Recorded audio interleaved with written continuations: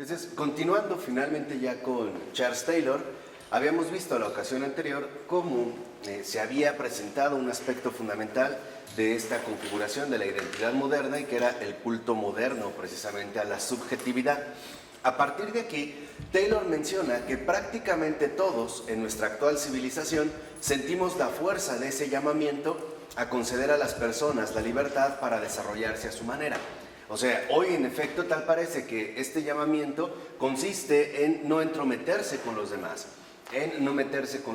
y de alguna manera también mantenerse a distancia. ¿Por qué? Porque hoy estamos plenamente convencidos de que cada persona es libre para desarrollarse a su manera, ¿no? O sea, como que lo dejamos, digamos así, sin ningún tipo de interferencia o de injerencia o de preocupación por el otro. Entonces, esta fuerza de llamamiento incluye también la fuerza que proviene de la exaltación de la individualidad.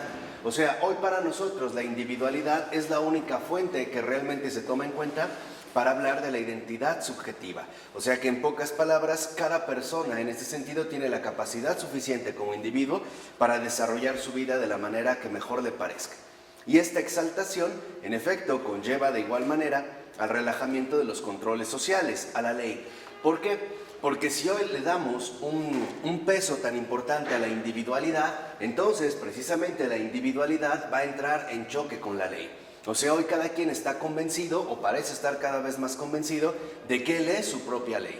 Precisamente es hacia lo que apunta la noción moderna de autonomía. O sea, ya no reconocemos una instancia objetiva a la cual apegarnos o hacia la cual dirigirnos. Y por lo tanto, la autonomía, en efecto, se coloca ahora en un lugar central dentro de nuestra moderna comprensión del respeto. O sea, hoy para nosotros respetar es más bien no interferir con la vida del otro. Eso es lo que en términos modernos entendemos precisamente por respeto, el no intervenir en la vida del otro. Pero esto presenta determinadas dificultades. Por ejemplo, ¿qué pasaría en los casos si yo veo que la otra persona está incurriendo en situaciones que le afectan o le perjudican bastante? ¿Realmente no tendré de alguna manera alguna posibilidad de interferir en su vida? O sea, por lo menos sugerirle en este sentido que cambie de camino. Este es uno de los problemas que afronta precisamente nuestra cultura contemporánea.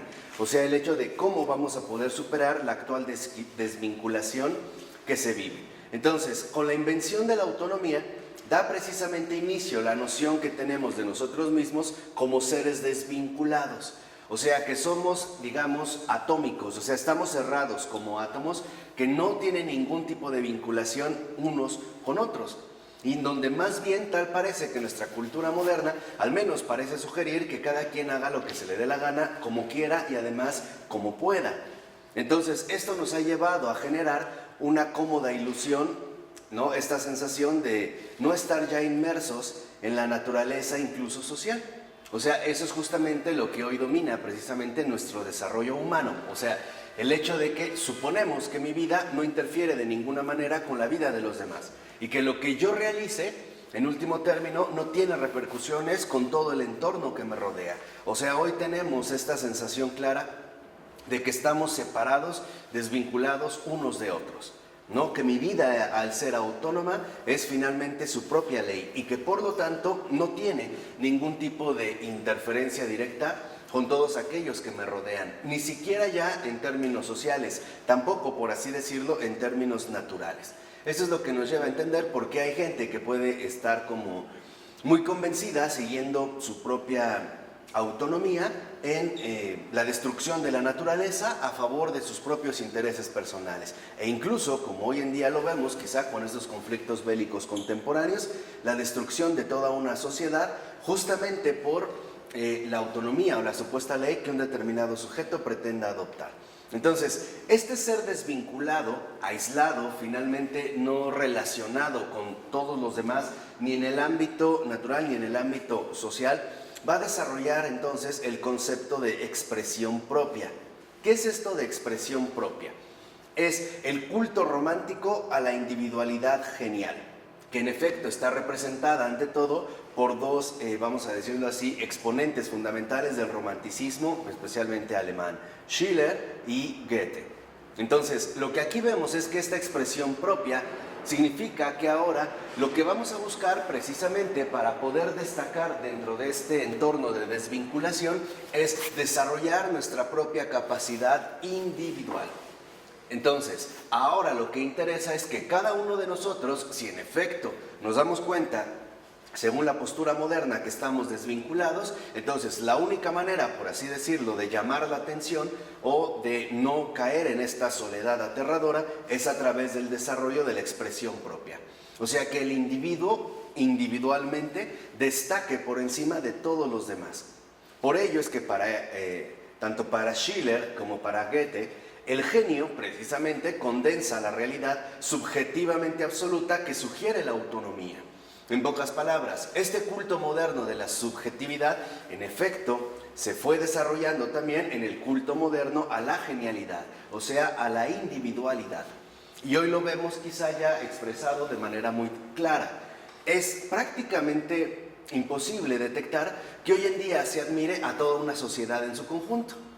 A lo más que llegamos es admirar a uno dentro de esta sociedad, por diversas razones, y lo vamos a considerar, a diferencia de ellos que consideraban la genialidad referida sobre todo al ámbito artístico, poético en particular. Hoy lo podemos ver, por ejemplo, que alguien destaque de la sociedad a partir de sus triunfos económicos. Pongamos un Bill Gates, ¿no? Por mencionar un caso. Entonces, Bill Gates hoy en día representaría el culto moderno de la individualidad, o sea, la expresión propia. En pocas palabras, hoy tal parece que lo único que solemos admirar son los logros individuales de un sujeto, como si este logro individual fuera producto de su pura genialidad. O sea, ya no se toma en cuenta su entorno ni todas las condiciones sociales que están presentes precisamente para el desarrollo de la propia postura de este sujeto. Entonces, hoy nos vemos fuertemente como hechizados por esta noción moderna del genio. O sea, aquel que destaca de entre todos y que precisamente, ¿no?, al destacar de entre todos se empezará a desarrollar incluso una especie de culto particular por aquellas grandes genialidades.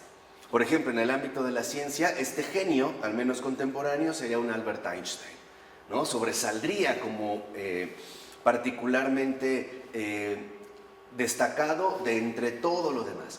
O sea, hoy lo que buscamos es destacar de manera individual, a través incluso de los medios que sean.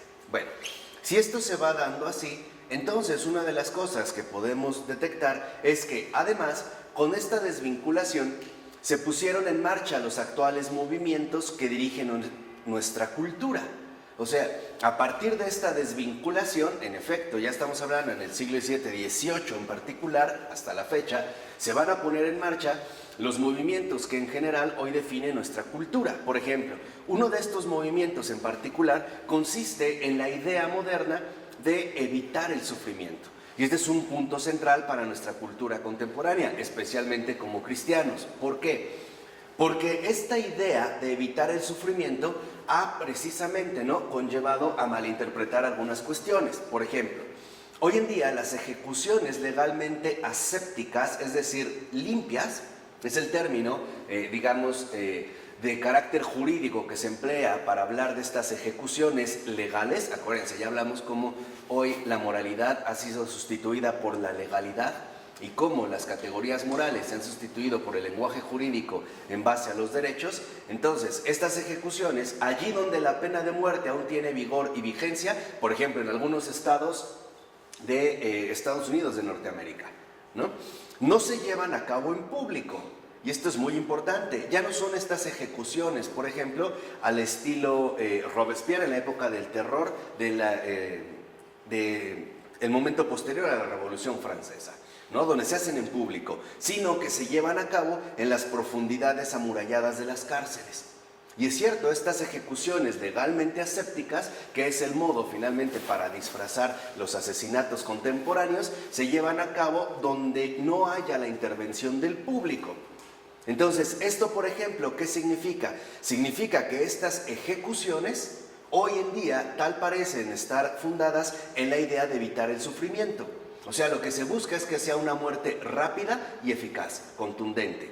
¿Cómo se va a llevar a cabo? Por ejemplo, a través de inyecciones letales.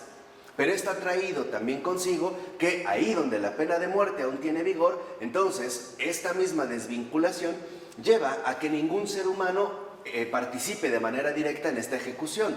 O sea, antes, para ejecutar la pena de muerte, había alguien que aplicaba una inyección letal. Ahora no, ahora es un brazo mecánico.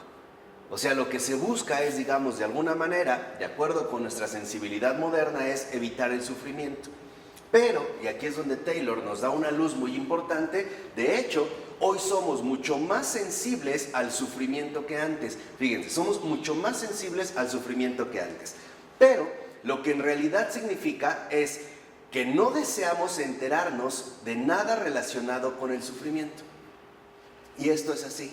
O sea, hoy en realidad somos más sensibles al sufrimiento en el sentido de que no deseamos enterarnos de nada que tenga que ver justamente con dicho sufrimiento. De ahí que, por ejemplo, las ejecuciones legalmente escépticas ya no se llevan a cabo en público, sino que solo sabemos el momento en el cual se va a llevar a cabo la ejecución y finalmente el momento en el cual esta ejecución ya se realizó.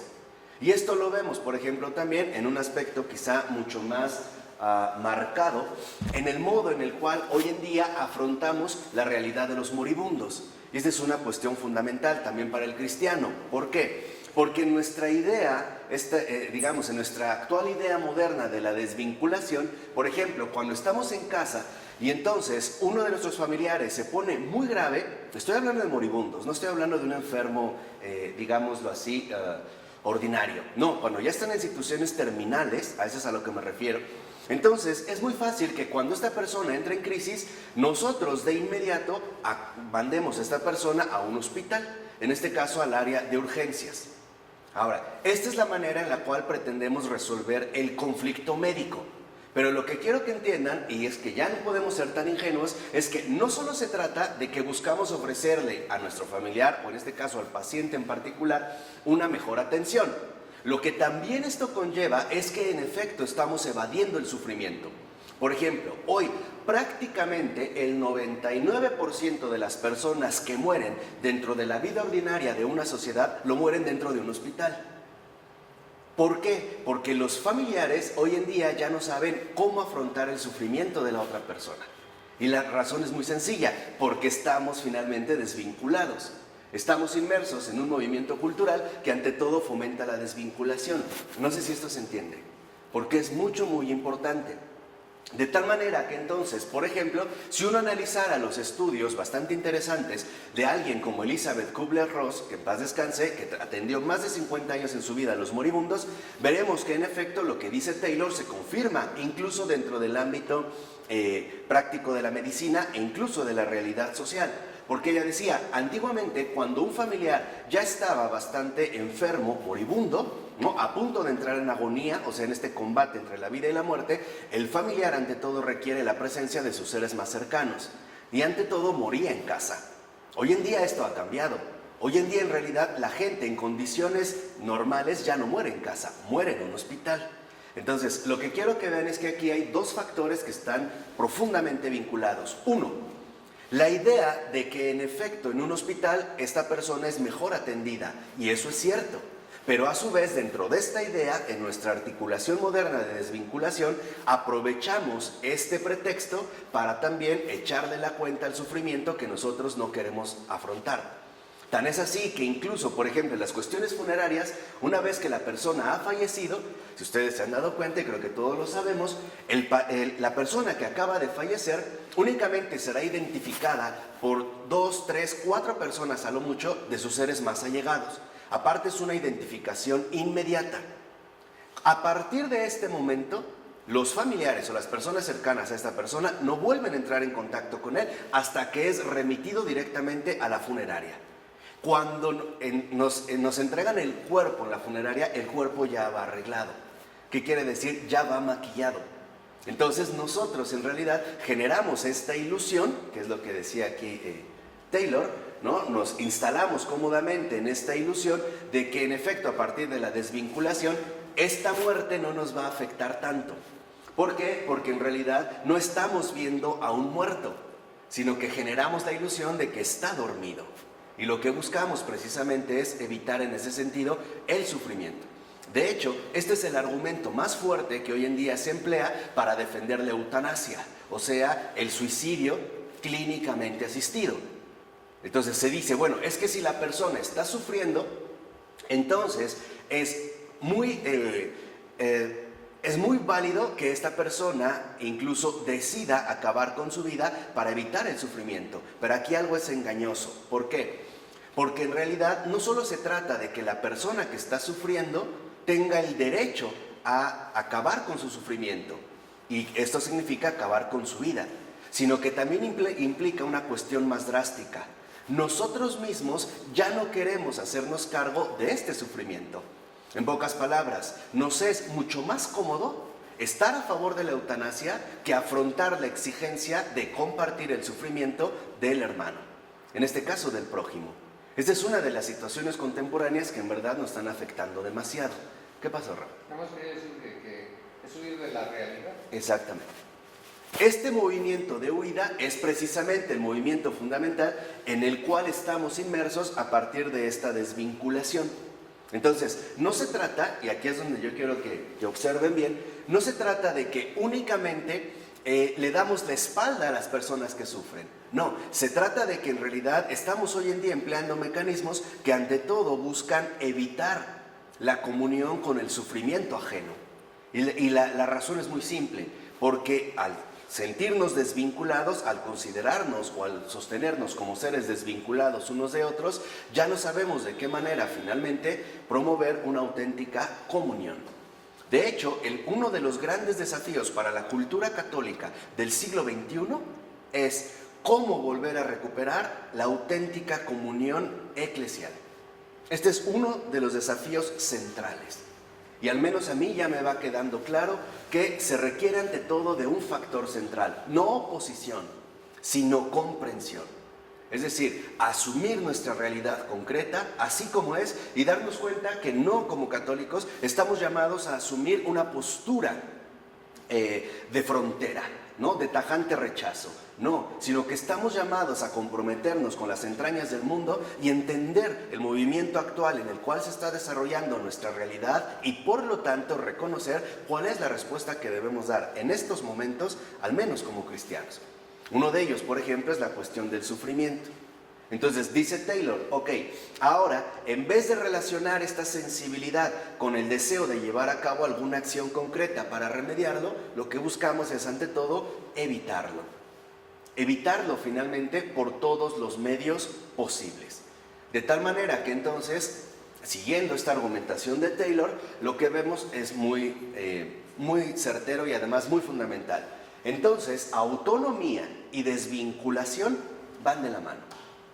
¿Qué quiere decir? Que con la invención de la modernidad, al mismo tiempo se pone en marcha esta postura de desvinculación moderna que sigue definiendo en gran medida, y además en medidas bastante profundas, nuestra propia realidad contemporánea. Entonces, lo voy diciendo de paso, ya lo aclararemos en unos cursos posteriores, pero ya tengo las luces para hacerlo. Lo que vamos a ver es que en efecto esta desvinculación también ha afectado la propia realidad de la catolicidad. ¿Por qué? Por una simple razón, porque también somos hijos de este tiempo y no nos podemos brincar el tiempo. No se trata de que tratemos de retornar a una época pasada, idílica, pero que no corresponde con nosotros. Y tampoco de buscar un futuro todavía inalcanzable que, en pocas palabras, nos evita la exigencia de afrontar la realidad cara a cara.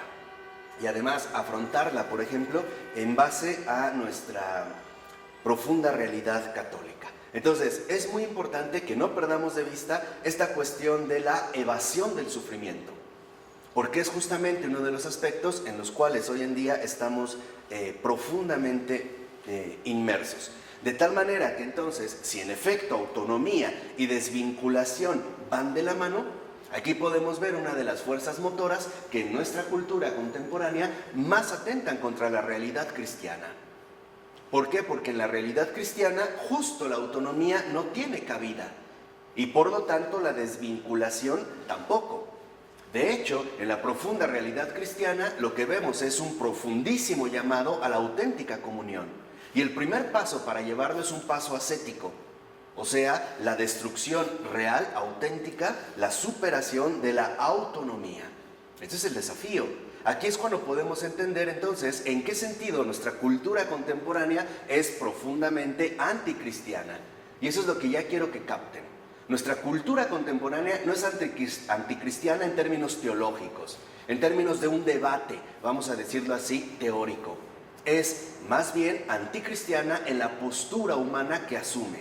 O sea, en pocas palabras, es culturalmente anticristiana. ¿Qué quiere decir? Que en efecto la modernidad como cultura impone un culto que es completamente opuesto al auténtico culto cristiano. ¿Vamos? Ahorita les voy dando como las coordenadas. No quisiera ahorita como desmenuzarlo porque sería quizá un poco más largo de acceder. Y ya tenemos preparados otros cursos que hasta le comenté a nuestro compañero de misión, ¿no? Ya está como el programa. Por eso ya hasta estoy mareado, ya no sé ni qué estoy leyendo, ya, es como mucha cosa. Pero bueno, entonces, esto es fundamental que nosotros lo vayamos detectando, porque aquí es donde vamos a encontrar el verdadero llamado de la iglesia.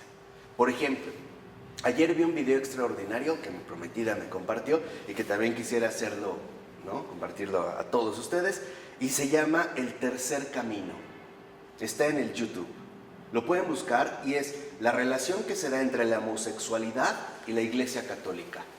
Y ahí está el espíritu católico de estos tiempos. Creo que es muy importante para que empezamos a ver las exigencias de comprensión y de apertura a la que estamos llamados.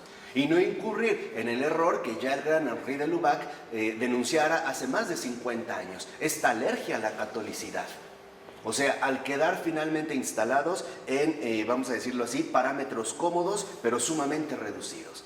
No, hoy en día precisamente el desafío del católico es mayor, porque está llamado a asumir esta universalidad completa según el mismo orden del mundo que hoy se está presentando.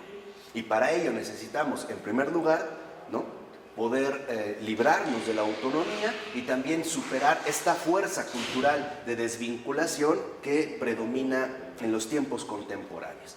Bueno, entonces lo que vemos en este sentido es que para Charles Taylor lo que en verdad tiene importancia moral es aquello que permanece cuando dejamos de percibir a los seres humanos desempeñando tan solo un determinado papel en el vasto orden cósmico. O sea, finalmente lo que realmente importa no es la función en la que podemos definir una realidad humana, sino que más bien lo veamos digamos en pocas palabras como aquello que no depende necesariamente de nuestras propias descripciones, o sea, de nuestras propias restricciones contemporáneas, sino que tendríamos más bien que darnos cuenta de que esta importancia moral consiste en contemplar a los seres humanos como lo que son y no como lo que hacen. O sea, contemplarlos finalmente como una realidad ontológica y no como una función meramente social. Entonces, lo que vemos es que en efecto, Taylor en este sentido, cuando nos describe las fuentes del yo o la génesis de la identidad moderna, lo que nos está diciendo es ¿qué estamos viviendo de fondo hoy en día? Y tenemos que conocerlo finalmente para poder asumirlo. Y en este sentido, para poder superarlo. No se trata de entrar en una mera pugna estéril. Tenemos que confirmar los tiempos que corren. Y para ello tenemos que asumir incluso con su complejidad. De tal manera que entonces la asignación moderna de un papel subjetivo, o sea, lo que dijimos, este culto moderno a la subjetividad, esta expresión propia, va a adquirir mayor relevancia con la afirmación de la vida corriente. Y este es también el segundo concepto que Charles Taylor va a ir describiendo y que de hecho va a adquirir una fuerza enorme en sus argumentaciones, e incluso en sus obras posteriores. Sobre todo, por ejemplo, lo retomará en una de sus últimas obras, que es A Secular Age, y también en la última, que es Dilemmas and Connections, ¿no? Pero este punto de la vida corriente, veremos en efecto cómo hunde su origen en la Reforma Protestante. Y eso es lo que vamos a tratar de ir viendo. ¿Por qué? Dice, este último término, la vida corriente, designa de un modo aproximativo la vida de producción y la familia. ¿Por qué? Porque si para la Reforma Protestante lo central ya no está en un claro más allá, sino en el peso subjetivo que adquiere el poder mantener la propia fe, Entonces, lo primero que hace la Reforma es anular los grandes ideales de vida. De tal manera que entonces, al anular estos grandes ideales de vida, lo que vemos es que ahora se va a ver al ser humano justo como lo contrario a lo que nos indica Taylor, o sea, como desempeñando un papel determinado. Entonces, para la Reforma, ante todo, o a partir de la Reforma, lo fundamental ahora se va a concentrar en la producción y la familia. ¿Qué es la producción o qué es lo que se entiende en términos en los términos de la Reforma producción? El trabajo. Entonces, lo fundamental ahora no es que tú te prepares para la vida del más allá, sino que tú te especialices en la vida del más acá. Por eso para los protestantes era fundamental que las personas tuvieran una buena reputación social. O sea que en pocas palabras representaran bien el papel que les corresponde. ¿Y cuáles eran los dos medios en los cuales se va a destacar? Primera, la noción laboral. O sea que esta persona sea una persona productiva y no improductiva. Que sea una persona productiva que finalmente destaque o se gane el respeto en el ámbito social. Y ojo, ¿esto qué conlleva? Por ejemplo, la anulación de los grandes ideales ascéticos. O sea, por ejemplo, la vida contemplativa de los monjes simple y sencillamente queda desprestigiada. Ya no se va a ver como una opción. Y carajo, esto es algo que seguimos viviendo hoy en día. Si, por ejemplo, estas formas de vida contemplativa que han sido desprestigiadas, un muchacho llega y le dice a su papá, papá, me voy a hacer monje, lo primero que le dice es no. Pero le dice no, ¿por qué? Porque este tipo de vidas contemplativas se consideran un fracaso en el mundo. Improductivas, o sea, no generan ni prestigio social y tampoco generan un ingreso económico que me dé la reputación que estoy buscando dentro de la vida corriente. Entonces, lo fundamental es que tengas tu trabajo y tu familia. Por eso hoy vemos como el ideal de la mayoría de los jóvenes es muy sencilla. ¿Qué quieres ser de grande? No, pues quiero ser ingeniero, quiero ser abogado, bla, bla, bla, para tener mi coche, tener mi casa, viajar, tener mi esposa, mis hijos y finalmente alcanzar el nivel social. Y aquí es donde entra un factor. Este desprecio de las vidas contemplativas no solo se dirigió al ámbito religioso, también nos alcanzó a nosotros los filósofos. Hoy por eso, si también un muchacho le dijera a sus padres que quiere ser filósofo, lo más probable es que le diga, no, te vas a morir de hambre, es improductivo, esto no es trabajo y tampoco requeriría la dedicación a la familia. Entonces, uno de los aspectos centrales en esta cuestión de la vida corriente es, en pocas palabras, que ya no nos movemos por los grandes ideales de vida, sino que más bien hemos reducido estos ideales al aquí y a la ahora. Y aguas, porque esta es la raíz de donde brota la secularización que hoy en día estamos viviendo. Y aquí, bueno, me adelanto, nada más comento otro aspecto de Charles Taylor que no está en esta obra, pero que vale la pena revisar. Taylor ha puesto al descubierto que la secularización, de la cual se habla hoy tanto en el mundo, no es la negación de la influencia espiritual dentro de la realidad humana. O sea, secular no es sinónimo de no religioso. No, Taylor realmente reconoce que secular significa, en pocas palabras, limitado al tiempo. Esa es la secularización. O sea, en pocas palabras, que hoy tal parece que nuestra tendencia humana parece quedar reducida al aquí y a la ahora. Por ejemplo, una persona ya no piensa hacer grandes obras teniendo en cuenta el cielo o el reino celestial del Padre. Hoy hace lo que realiza en base a su producción, esperando resultados aquí y ahora. Por ejemplo, voy a trabajar mucho para poder obtener esto, ¿no? O necesito trabajar finalmente para poder ofrecerle algo a mi familia. Y aguas, yo no estoy diciendo que esto es erróneo. Lo que estoy diciendo es que esto es insuficiente.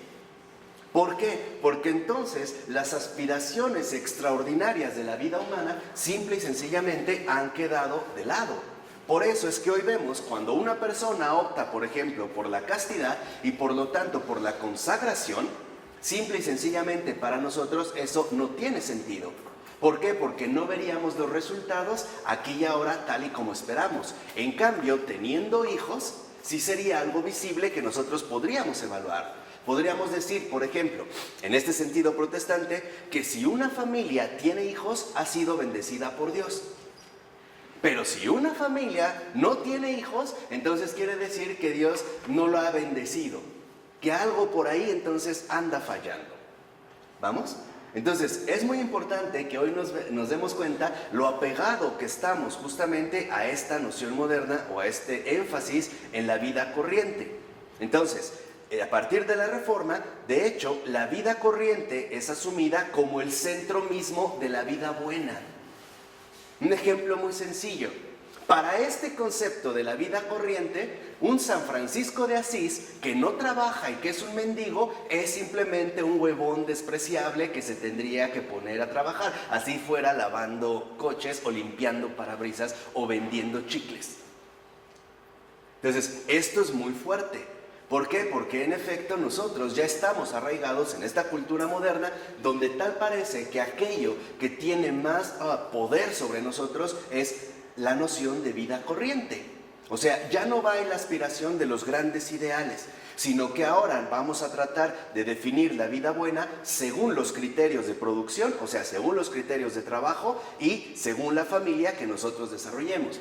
De ahí que hasta hoy en día haya muchas familias, o más o menos matrimonios, que se odian, pero ante la sociedad permanecen juntos. Porque si no, entonces van a ser criticados socialmente. Aquí es donde entra entonces un punto central y ya hay que aclararlo. El desprecio al divorcio no viene precisamente de la Iglesia Católica, viene del protestantismo. Cuidado, sí. Por ejemplo, hoy se le cargan las tintas a la Iglesia en base a malas comprensiones y sobre todo por la ignorancia. Pero el desprecio fundamental hacia el divorcio, en este sentido cultural, no es católico, es protestante. ¿Por qué? Porque el hecho de atentar contra la familia sería atentar contra los pilares fundamentales de la vida corriente que se propusieron a partir de la Reforma. En pocas palabras, si tú te divorcias eres un fracasado social y por lo tanto no llevas una vida buena. ¿De acuerdo? Entonces, cuidado, el Señor nos dijo, no hay nada oculto que no llegue a saberse. Y ahorita ya están empezando a salir los trapitos al sol, ¿no? Entonces, no es desvincular las cosas. Lo que sí hay que entender es que cuando en efecto uno simplemente se dirige a la cuestión productiva y a la familia, uno ya está de antemano limitado por esta noción de la vida corriente, que proviene de la Reforma. En este sentido, podríamos decir, es la Reforma una de las fuentes principales del inicio de la modernidad. O por decirlo de otra manera, quizá más drástica. Nuestra identidad moderna está fuertemente influenciada por la Reforma protestante. Entonces, ¿a qué proceso estamos sometidos? Y es el proceso que hoy en día estamos tratando de reinvertir. En efecto, existe algo que podríamos llamar más o menos así, la protestantización de la vida cristiana, dentro incluso de la vida católica. Por eso, ahora vemos cómo en la Reforma ahora pueden entender muchísimas cosas. Si van siguiendo esta clase, da como mucha luz. Entonces, ahora entendemos por qué se renuncia al sacerdote, porque el sacerdocio, para esta postura, no apoya con familia. Entonces, se desligan del sacerdocio y ahora van a aparecer los pastores. ¿Y cuál es uno de los requisitos fundamentales del pastor? Que tenga hijos y que sea casado, porque entonces sí va a representar una autoridad fundamental dentro de la vida moderna. Entonces, tiene su trabajo el pastor, tiene el respeto social y además como tiene una familia, entonces lleva una vida buena. Ahora, la única cuestión clave que aquí entra finalmente en juego es, ok, y esto que llamamos vida buena, ahora vamos a ver cómo vivirla, si piadosamente o no. Entonces, aquí es donde vemos una de las separaciones fundamentales de la cuestión religiosa dentro del cristianismo. Van a decir, a ver, si el criterio fundamental proviene de la vida corriente y por lo tanto de la cuestión productiva y de la familia, ¿para qué carajo me voy a presentar como un hombre religioso? Basta con que yo sea un trabajador honrado, reconocido, bien remunerado y que tenga mi familia. ¿Para qué voy a la iglesia? Así de sencillo. Si yo puedo finalmente, ¿no?, cumplir con estas exigencias mediante una piadosidad que se va a convertir finalmente en una socialidad aceptable. Entonces, cuidado con todo esto, porque si es para meditarlo, porque eso es lo que hoy está fuertemente dado. Por ello, entonces, dice Taylor, la vida buena se limitaba, una, al matrimonio y dos, al papel socialmente ejercido. Aquí vemos una de las influencias fundamentales, ante todo psicológicas, de los divorciados. La necesidad imperiosa que sienten de volver a tener una pareja. ¿Por qué si no, entonces están fracasados dentro de este proyecto moderno de lo que llamamos vida buena? ¿Vamos bien? Entonces, cuando por ejemplo la Iglesia Católica dice los divorciados no pueden comulgar, en realidad no es que los excluya de este protagonismo social, es que los está invitando a una comunión mucho mayor y más profunda, que era la comunión inicial con la cual debía comenzar, que es la comunión con Dios. Entonces, aquí vemos dos criterios fundamentales. ¿Voy muy rápido? Sí. Es que estoy como muy emocionado, ¿sí? Sí. Es que voy como, ¿no? Como tienenlo. Pero aquí lo que vemos es, una, cuando hay un divorcio, esta ruptura, finalmente la Iglesia Católica la invita a sanar a través de Dios mismo, a través de entrar en comunión con Dios. ¿Y cómo lo va a hacer de manera concreta? Justamente a través del sacramento. Cuando esta comunión realmente se alcanza, entonces mi identidad y mi relación principal ya no es con los hombres. Ya no dependo del estatus social que desempeño, o sea, del papel socialmente ejercido, sino que ahora dependo en realidad de la presencia de Dios en mí. Si a partir de esta comunión se diera la posibilidad de inaugurar una nueva relación, es otra cosa, pero es no saltarse finalmente los pasos que nos conducen a una ordenación auténtica, ¿no? Entonces, lo fundamental es que hoy para nosotros, a partir de la reforma en ese sentido moderno, nuestra atención se va a dirigir al matrimonio y al papel socialmente ejercido.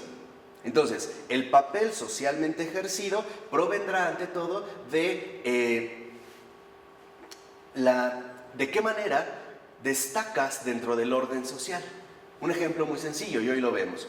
Si yo me presento ante una multitud como filósofo, probablemente considerarán de antemano que como filósofo soy jodido, ¿no? Que decíamos, o sea, que como filósofo yo no puedo tener, por ejemplo, un gran departamento, una gran casa, o no podría tener un coche deportivo. Pero si yo me presentara como el director general de Coca-Cola, entonces, ahí sí, o sea, ya de antemano como que impone un respeto. ¿Por qué? Porque estamos evaluando las cosas según el papel socialmente ejercido que nosotros asumimos. Entonces, si llega otra persona y dice que es poeta, como que no pesa, ¿no? O si llegara una persona que nos dijera que decidió vivir en castidad, para nosotros simple y sencillamente eso no tiene sentido, porque de antemano consideraríamos que esta castidad o el hecho de no haber tenido hijos atenta contra el desarrollo de nuestra vida buena. En pocas palabras, que hemos fracasado, ¿no? Por eso a una persona le pesa tanto hoy en día cuando, vamos a suponer, en una determinada empresa llega a ser director y de repente lo corren y no encuentra un trabajo que él considera del mismo nivel. Esto le genera un shock. Y por eso hoy en día también, dicho sea de paso, esta es la fuente en gran medida de las enormes depresiones sociales que hoy en día vivimos unos y otros. ¿Por qué? Porque simplemente nos sentimos como desplazados o nos sentimos rechazados dentro del ámbito productivo familiar que la vida moderna ha impuesto como parámetro para evaluar lo que es un ser humano. Entonces, lo que vemos es que con el surgimiento de la reforma, las anteriores formas de vidas superiores fueron destronadas. Aguas. Hasta la reforma sí se tenía clara conciencia de que había formas de vida superiores, incluidas, por supuesto, las formas de vida intelectualmente contemplativas. Por ejemplo, como aquellas que promulgara o que defendiera Aristóteles. Para Aristóteles era fundamental que, por ejemplo, el filósofo se tenía que dedicar a la vida teorética, o sea, a la vida contemplativa, a la vida del estudio. Pero seamos honestos, ¿esto qué implica? Que el filósofo no puede trabajar. Y es cierto. Si no, no se puede, digamos, acceder. Por ello no es casual que en gran medida los grandes filósofos también hayan tenido sus grandes mecenas. Claro. No, porque simplemente no estás involucrado dentro de este ámbito productivo. Entonces, por ello, no es casual que veamos cómo hay instituciones educativas e incluso, ¿no?, iniciativas privadas que en efecto apoyan a los intelectuales, como dándoles becas. Entonces, si por ejemplo una universidad asigna una beca para un trabajo de investigación, la idea es que él solo se dedique a investigar, a leer, a pensar, a redactar, de tal manera que esto lo exima o lo libre de sus exigencias laborales. ¿Vamos? Entonces, bueno, esto para la cultura protestante, pues, es decir, para la cultura que va a surgir a partir de la Reforma, que no es otra más que la cultura moderna, simple y sencillamente es inaceptable. Entonces, ¿qué quiere decir? Que no solo las vidas superiores en términos religiosos fueron destronadas o desprestigiadas, sino también las vidas intelectualmente superiores. Por ejemplo, los filósofos o los poetas, que también requieren, digamos, esta cuestión. Y de ahí que entonces los intelectuales también, ¿no? Vuelvo a insistir, en este caso en particular los filósofos, fueran vistos ya con cierta suspicacia e incluso fueran vistos con cierto desprecio. Al grado de que hoy en nuestra cultura hay una clara noción de que los filósofos son inútiles y estériles, que lo que necesitamos son más bien ingenieros que ayuden al desarrollo tecnológico del mundo contemporáneo, ¿no? ¿Las vidas superiores cuáles serían? Por ejemplo, las vidas superiores dedicadas a una consagración religiosa, donde no está el énfasis puesto en la familia que se tiene y tampoco en el trabajo que uno ejerce. Esto se veía como una cuestión fundamental. Por ejemplo, Sócrates. Sócrates deja de trabajar por dedicarse de lleno a la vida contemplativa y no lo hace por cuenta propia. Él mismo dice, yo lo hice porque el Dios me lo ordenó. Así lo dice, ¿eh? No dice Zeus, dice el Dios me lo ordenó. Entonces yo sigo al Dios y él me dijo, dedícate a esto y yo me dedico. Entonces, si yo me dedico a estudiar, entonces ¿de qué dependo? Para mis ingresos. En la cena. No, de ustedes, pues de los demás. Entonces dice Sócrates, yo no trabajo porque me dedico a la vida contemplativa. Entonces, finalmente, ¿de dónde voy a obtener los ingresos? Pues de ustedes. Es lo que les decía, esta parte como aquí sí de auténtica cooperación. Pero a partir de la Reforma y el enfatizar la vida corriente, este tipo de opciones simple y sencillamente no se ven ya como válidas. Por ejemplo, ustedes nada más investiguen en el mundo contemporáneo, los gobiernos, ¿cuánto invierten en la investigación científica? ¿Cuánto invierten en humanidades? Casi nada, muy mínimo. Así como gobierno, no. Les digo, tendrían que encontrarse finalmente instituciones, ¿no?, educativas que fomenten de alguna manera la cuestión intelectual, o bien apariciones providenciales particulares, de personas particulares que lo fomenten, como aquí este caso conmigo, ¿no? Así como Descartes tenía su reina de Suecia, ¿no?, otros que les apoyan los financieros, pues aquí está esta cuestión, ¿no? Aquí están mis mecenas. Entonces, esto es providencial, o sea, para que vean que sí se requiere en este sentido. Entonces, la afirmación de la vida corriente, aunque puesta en entredicho, o sea, aunque a veces decimos, no, pues no basta el trabajo, la familia, se ha convertido en una de las ideas más potentes de la civilización occidental moderna. Y esta es nuestra civilización. O sea, hoy nuestras aspiraciones, tal parece que en efecto son de muy corto alcance. Por ejemplo, hay personas que ya ni siquiera toman como una opción la vida eterna, sino que más bien dicen, yo quisiera viajar por todo el mundo, por poner un caso, ¿no? Ya no dicen, no, pues yo quisiera finalmente trascender, ¿no?, los tiempos a través, por ejemplo, de una gran obra de arte, ¿no? Hoy decimos, yo más bien no quiero trascender, quiero vender. Porque al vender entro en la dinámica moderna de la producción y por lo tanto también del prestigio social, que más adelante veremos de qué manera ahí interviene la noción del espacio público. Pero entonces, lo fundamental es que nos demos cuenta de qué manera la afirmación de la vida corriente se ha convertido en una de las ideas más potentes de la civilización occidental moderna. Y esta idea o esta afirmación de la vida corriente atenta precisamente contra las formas de vida superiores. Y que es, digamos, lo que hoy en día también se encuentra en pugna. Entonces, a partir de aquí, de este destronamiento, lo que vemos es que, en efecto, el peculiar sentido moderno acerca de lo que implica el respeto otorga de igual manera una alta prioridad al hecho de evitar el sufrimiento, que fue lo que comentamos al inicio, y toma la actividad socialmente productiva y la vida familiar como hechos centrales de nuestro bienestar. Por eso no es casual que hoy, por ejemplo, cuando un joven se acerca con sus padres a solicitarle algún consejo acerca de qué debe estudiar, los padres lo inclinen hacia algo que sea económicamente productivo. ¿Por qué? Porque entonces esto es lo que en último término le va a asignar el respeto social. O sea, el sobresalir como individuo de toda la masa de mediocres que no lograron llegar a ese nivel.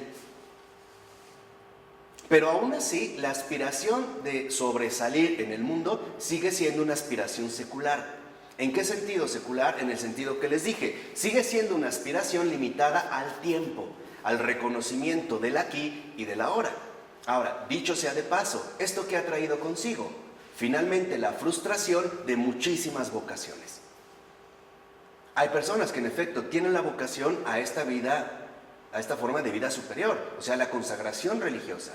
Pero es tal la fuerza que tiene esta idea en nuestro arraigo cultural que los propios padres son los primeros en encargarse de sofocarla. En lugar de promoverla, la anulan. Y ahí es donde quizá podemos encontrar cómo hay personas que en efecto tienen un gran trabajo, son socialmente reconocidos e incluso puede ser que tengan una gran vida familiar, que tengan muchísimos hijos, pero siguen sintiendo un profundo vacío interior. Cumplieron con lo que se le exigía, pero finalmente no realizaron su vocación. O sea, este llamado a trascender de nuestra realidad inmediata. Por ello, en esta peculiaridad moderna, basada en la actividad socialmente productiva y la vida familiar, usualmente se piensa que la categoría de lo moral solo abarca las obligaciones que tenemos para con los demás. O sea, hoy vemos la moral como una obligación. No lo vemos como una auténtica postura de reconocimiento mutuo, sino que más bien entramos finalmente en el intercambio de las obligaciones. ¿Por qué? Porque solo a través de las obligaciones la actividad socialmente productiva y la vida familiar tendrán sentido. Es decir, ¿por qué le soy fiel a mi esposa? Porque es mi obligación, no porque estoy convencido. Hoy hemos, confundido convicción con obligación. Entonces, hay personas que siguen casadas por obligación, porque si se divorcian van a... con convicción. Entonces, hemos olvidado precisamente que la moral nos lleva a una convicción profunda, que va más allá incluso de mis propias preferencias. Y esto nos podría finalmente dar luces acerca, vamos a suponer, de una cuestión tan fundamental como es la sexualidad. ¿Por qué la castidad? No es por obligación, es por una convicción de reconocer que yo puedo favorecer a otra persona de una manera mucho más elevada que la que usualmente se da. En pocas palabras, que yo puedo amar a una persona más allá de la mera sexualidad. Pero esto solo se puede hacer por convicción, no por obligación. ¿Por qué ser fieles, por ejemplo, en una relación? Solo se puede hacer por convicción, no por obligación. Entonces, para nosotros, el intercambio fundamental consistió en que pasamos de la convicción moral a la obligación social. Ejemplo, ¿por qué durante una comida, una reunión, trato bien a mi esposa, aunque la casa la golpeo, la ofenda o la maltrate? Porque es mi obligación social. Entonces, si lo ven, hay personas que en realidad se han vuelto o nos hemos vuelto expertas en el arte moderno por excelencia, la hipocresía sutil. ¿De qué maneras hipócritas nos presentamos dentro del ámbito social? Vamos a tratar de conservar las apariencias, porque a esto es lo que le llamamos cortesía. Y esta cortesía no es otra cosa más que el desarrollo particular de la modernidad a partir de las grandes cortes europeas. En este caso, por ejemplo, de Francia. ¿Cómo era el trato que se dan, por ejemplo, cortés? Una reverencia. Aunque por dentro yo te esté maldiciendo. Exactamente. Entonces, aquí si lo vemos hay 3 pasos. Pasamos de la convicción a la obligación. Bueno, ¿cómo vamos a maquillar el peso de la obligación? Pues a través precisamente del disimulo, o sea, de la hipocresía. Yo te respeto como mi patrón, no por convicción moral, sino por obligación. No te falta el respeto porque si no me corres. ¿Sí entienden? ¿Por dónde vamos? Entonces, si es por ello, entonces lo que voy a hacer es que voy a tratar de disimular esta obligación. ¿Cómo? Pues a través de la cortesía, o sea, a través de la hipocresía. Te voy a hablar bien, sí, jefe, pásele usted, aunque por fuera yo te destruya o hable mal de ti a tus espaldas. Entonces, hoy tal parece que lo único que nos vincula son las obligaciones, ya no las convicciones. En ejemplo hoy, ¿por qué respetar a mis padres? Porque son mis padres, nada más, porque estoy obligado a hacerlo. Porque si no me corren y entonces pues me dejan sin dinero, me quitan el coche, bla, bla, bla, bla. ¿No? O sea, ya no tenemos convicción moral, solo tenemos obligación social. Y esto también se ha desprendido a partir del auge de este sentido moderno que puso el énfasis ante todo en la actividad socialmente productiva y la vida familiar. Y de aquí no podemos olvidar algo, el matrimonio es una vocación, El matrimonio es una vocación. Por eso quizá hoy en día, si profundizáramos más, veríamos por qué tantas rupturas matrimoniales. Porque no se dieron cuenta que es una vocación, no es una cuestión social, no es un mero estatus social al que hay que llegar, es una vocación. Y hoy vemos la presión que ejerce la noción de vida corriente. Un ejemplo, la muchachita ya tiene 25 años, no, pues ya cásate, ya te andas quedando, ya busca, vienen las presiones, ¿no? Y no, es más bien en este sentido una auténtica vocación. Bueno, entonces, ahora lo que podemos darnos cuenta es que en efecto existen cuestiones acerca de cómo voy a vivir mi vida que desbordan esta categoría de la moral, o sea, categoría de la obligación. Que más bien sería, digamos, como lo opuesto a la auténtica moral. La moral es convicción, lo no moral es la obligación, en este sentido moderno. Entonces dice, bueno, hay cuestiones que desbordan esto. Por ejemplo, uno, ¿qué clase de vida merece ser vivida? No cualquiera. Y esto es algo que hoy en día no contemplamos. No solo vale la pena vivir por vivir, sino que debemos realmente ponernos a considerar, uno, ¿qué clase de vida merece ser vivida? Hay quienes a lo mejor han alcanzado el reconocimiento social que anhelaban, pero simple y sencillamente su vida empieza a desmoronarse poco a poco. Empezamos a ver que probablemente haya otro tipo de vida que valdría más la pena. O dos, ¿o qué clase de vida logrará satisfacer mejor la promesa implícita de mis particulares talentos? Y aquí es donde empezamos a ver otro aspecto central. ¿Qué son mis talentos? Mis talentos no son otra cosa más que los dones que Dios me dio para enriquecer mi personalidad y por lo tanto enriquecer al mundo entero. Esos son mis talentos. Ahora, dentro de esta obligación social que hemos asumido, realmente el estudiar algo o el pretender elaborar un determinado proyecto de vida es lo que realmente va a lograr que yo muestre mis auténticos talentos o no. Aquí es donde vemos una de las cuestiones también más dolorosas de la vida contemporánea, la traición a sí mismo.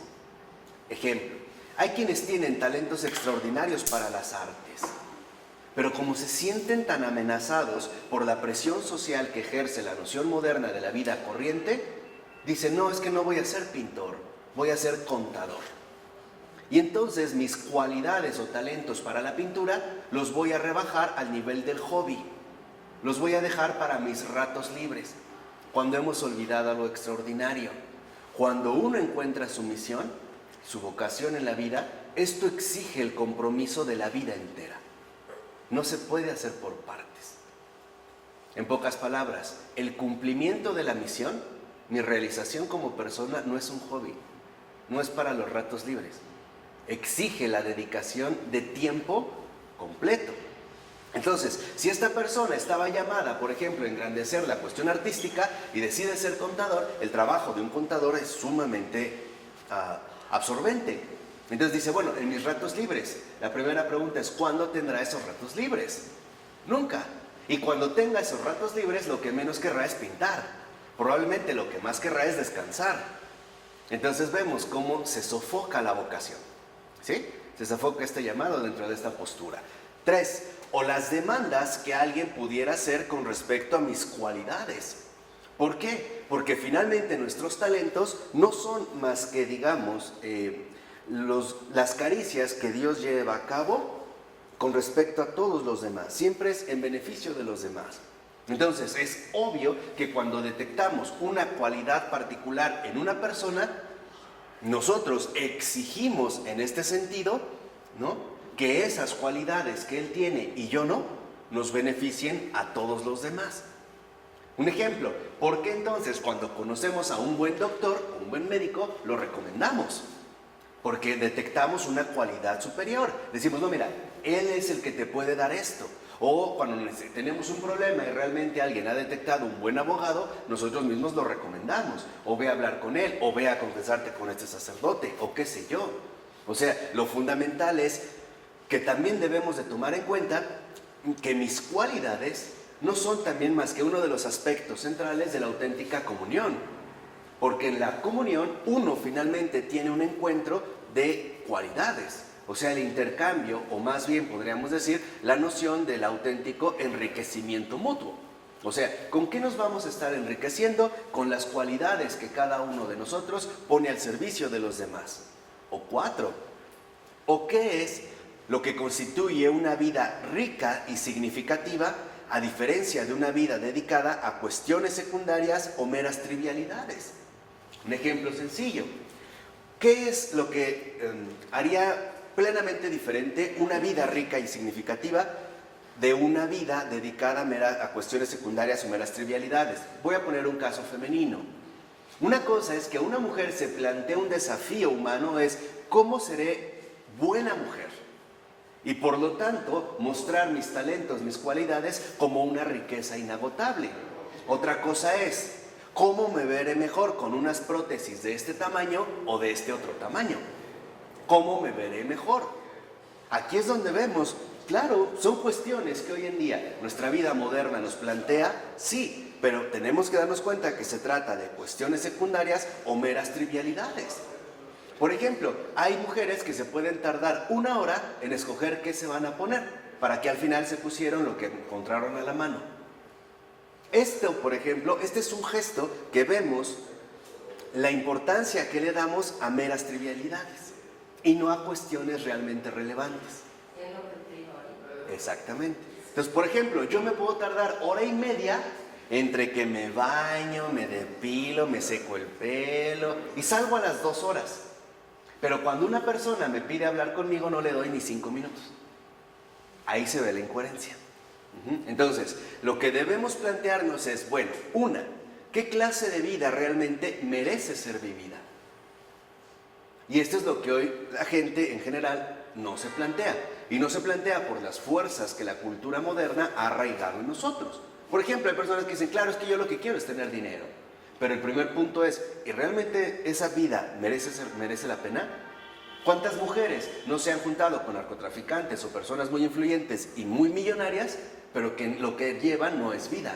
A eso en realidad no se le puede llamar vida, siendo sinceros. O sea, si uno se pone a analizar, decimos, ¿realmente vale la pena? 2, tener cuenta también en qué clase de vida se desarrollan de manera más plena nuestros talentos particulares. Porque si no, entonces vamos a ir en contra precisamente de nuestra vocación humana. Les decía, el ejemplo del arte. Si mi vocación se da al desarrollo del arte y yo termino de contador, mis talentos simple y sencillamente quedan sin fecundarse. Quizá aquí entendemos entonces la parábola de los talentos. El Señor da, pero hay quien los guarda, ¿no? Por ejemplo, tú me diste estos talentos para la pintura, pero aquí los dejé, no me interesaron. Aquí está, lo que me diste, aquí está. Mis talentos, más bien, yo quise desarrollar otras cosas que no me competían. Por ejemplo, cuestiones que no tienen que ver con mi persona. O bien, también tomar en cuenta cuáles son las demandas que los demás van a tener con respecto a mí. En pocas palabras, no podemos olvidar que la gente espera algo de nosotros. Y siempre que espera lo mejor. ¿Y qué es lo mejor? Pues nuestros talentos. Caramba, si se viene la cena navideña y conocemos que alguien hace unos romeritos deliciosos o un bacalao sensacional, decimos, mira, le voy a decir a fulano que lo haga. ¿Qué quiere decir? Que así es como entramos a la auténtica dinámica del enriquecimiento mutuo. Estamos llamados a poner nuestros talentos al servicio, ¿qué? De los demás. Entonces, lo que realmente esperamos de los demás es lo mejor, no lo peor. Y tercera, y cuarto, darnos cuenta qué es lo que constituye una vida rica y significativa, a diferencia de una vida dedicada a cuestiones secundarias o meras trivialidades. Por ejemplo, para los antiguos griegos quedaba claro que el filósofo era el único representante de una vida rica y significativa. ¿Por qué? Porque era el que alcanzaba su auténtica realización personal, o sea, la adquisición de esta forma de vida superior. En cambio, los demás podríamos finalmente, incurrir en desvivirnos por cuestiones que realmente son trivialidades o cuestiones secundarias. Por ejemplo, hay personas que se desviven por cómo les va a salir el evento, de qué tamaño tienen que ser los cubiertos, el mantel, y están ahí, ¿no? Ahí. Y realmente pierden de vida lo esencial. Aquí es donde nosotros, en realidad, hemos confundido las cosas. ¿Por qué? Porque estamos en una sociedad economizada y además protestantizada, que es lo que dijimos. Entonces, para nosotros hoy riqueza es dinero. En pocas palabras, pensamos erróneamente en términos económicos. Y hemos olvidado que riqueza, en cuanto tal, proviene finalmente de manifestar la abundancia de talentos humanos. Esa es la auténtica riqueza. Y esta riqueza siempre es algo compartido, es algo mutuo. Para que una sociedad realmente sea una sociedad rica, se requiere que cada uno ponga sus talentos a la disposición de todos los demás. Pero para poder poner a disposición de todos los demás los talentos, primero tengo que reconocer cuáles son los que yo poseo y cuál es el tipo de vida en el que mejor yo los puedo desarrollar. ¿Por qué? Porque cuando una persona desarrolla sus talentos, todos nos vamos a ver beneficiados. Entonces, una de las cuestiones fundamentales es que con la aparición de esta idea de la vida corriente, reducida a la producción, es decir, al trabajo y por lo tanto a la familia, también empezamos a describir la vida humana en términos de productividad económica. Ejemplo, empezamos, en pocas palabras, a suponer que una persona que destaca socialmente en el ámbito laboral y familiar tiene éxito. Y así es como empezamos a hablar de la gente exitosa. Un ejemplo, si una persona llega en un super Mercedes-Benz con chofer y otra persona llega a pie, de antemano en términos sociales veríamos quién fracasó. Pero lo que nos dice Taylor es, no nos dejemos llevar por las apariencias. Vamos a plantearnos si realmente la vida que nosotros vemos como aceptable realmente vale la pena o no vale la pena. O sea, tenemos nuevamente que recuperar nuestra auténtica dimensión moral. ¿Y qué es la dimensión moral, ya para terminar? La profunda convicción del bien. Esa es la realidad moral. La profunda convicción del bien que va más allá de mis gustos, de mis preferencias. O sea, la convicción es, la postura moral es la auténtica convicción del bien. Eso es moral. La auténtica convicción del bien. Y esta convicción va más allá de mis propios gustos o preferencias subjetivas. Y eso es lo central.